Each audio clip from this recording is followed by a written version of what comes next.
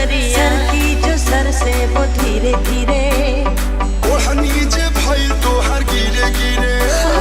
पागल हुआ रे मैं धीरे धीरे मन पगलाए लागल धीरे धीरे गुलाबी बिंदिया ले गई तेरी चुनरिया दिल ले गई गुलाबी बिंदिया दिल ले गई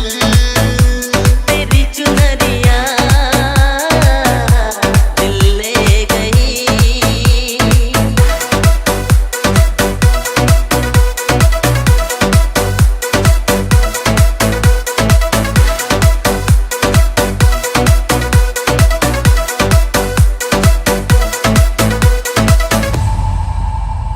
तुमसे मिलकर ये जाना है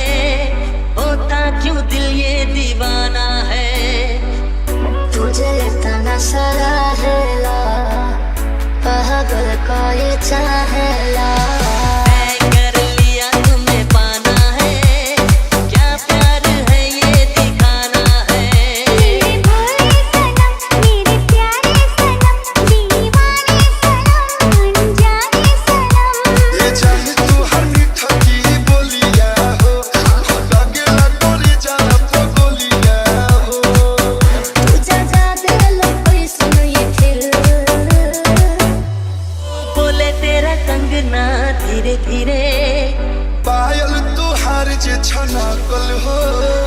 बोले तेरी पायल धीरे धीरे मोनिया बारा बहकल हो गुलाबी बिंदिया दिल ले गई तेरी चुनरिया दिल ले गई गुलाबी बिंदिया दिल ले गई तेरी चुनरिया दिल ले गई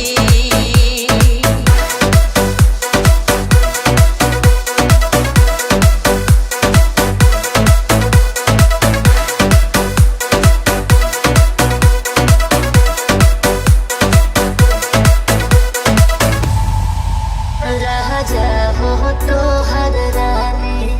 हो बहने प्रेम दीवानी तेरा मेरा जन्मों का नाता है